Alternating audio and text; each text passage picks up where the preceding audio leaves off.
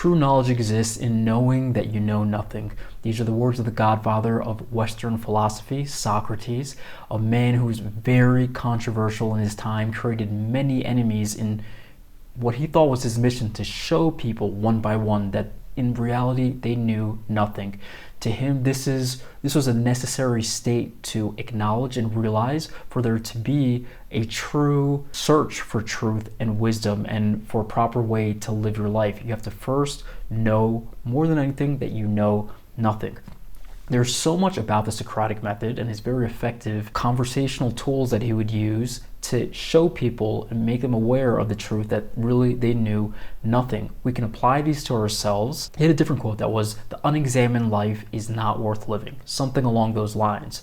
Now, what can we learn from Socrates' approach? First, how would he start these dialogues and these arguments and debates with other people? One, they would state their opinion. He would have a few rules.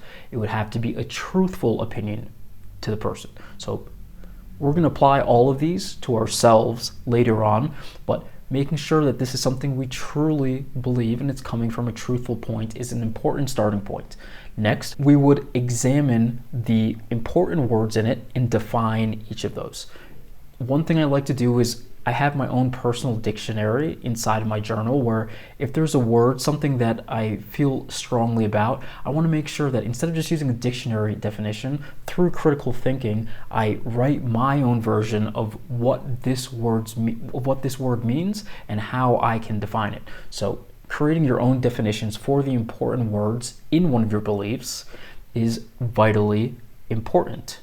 Next thing is he would begin, instead of just telling people why their opinion was wrong, he would, through multiple questions, find inconsistencies in their beliefs through other beliefs that they have. So he would look for other beliefs that contradict their original statement and pair them against each other until a person would be flustered and realize that he is just repeating words that he's heard from other people or that he thought were facts of reality, when in truth he holds many different beliefs that contradict each other, and ultimately showing that none of us really know anything. And from this point, then you can really start learning and chasing truth through this form of emptiness. You're a person that knows nothing. Another thing we can learn from Socrates is he would listen to his inner voice often, and sometimes he would even create a separate personality of himself that he could continue arguments with himself at home once he was done with these debates that he felt like maybe weren't finished in his own mind. He claimed since he was a little kid he had a voice that was talking to him inside of his head that he would call his daemon, or he was sometimes referred to as his sign. According to Plato's writing of Socrates, this voice would only tell him what not to do, a form of conscience, where he would know what to do just by listening to this voice, not doing what it said not to do, and then if there was no friction from this voice when he was doing an action, he would know it was the correct action. So listening to our own inner voice and realizing, okay, when does something feel right? When does something I'm saying feel like it has a solid foundation, and continuing in that direction, and then listening to when something feels a little off, when that inner voice is telling us, hey, this isn't a truth for you. This life action isn't truthful, and you're not acting with integrity of your own value system when you're doing this and you're acting outside of your own truth. So listening to this own voice was huge. Examining all of our beliefs, assuming that we don't know anything, and actively finding ways that we can disprove our own beliefs increases our critical thinking and allows for the continuation of a life of chasing wisdom and truth and learning, and then ultimately listening to that inner voice inside of you.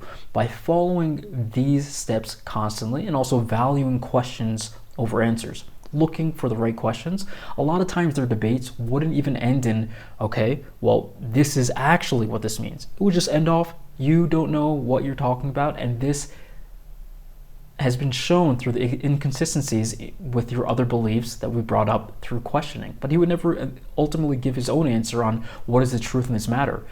Just the act of showing the person that they didn't fully know what they were talking about, and ultimately none of us do, is it seems like it could be hurtful for our ego, or then we can't make right or left of the world. But in reality, this empty state is one that is the most effective for finding truth in the world. I highly encourage writing essays on things that you hold to be strong beliefs of yours and trying to disprove them actively, and then just coming to the acknowledgement that you know nothing. And that acknowledgement of the fact that you know nothing makes you more wise than people who claim they know something. The one thing you can know is that you know nothing. That's the most wise you can be, and sets you up in life to be a continual learner. This is how you can apply the Socratic method in your life. I hope this was useful. I tried to approach my own life through journaling as a way to check all of my beliefs and to try to disprove the beliefs that I have, and just assume that I know nothing, come up with my own definitions for words, and really just come to opinions on my own. But no, ultimately, this is just something that I reached with my own individual thinking, but ultimately, it is not a hard truth. Thank you. I hope you enjoyed this video.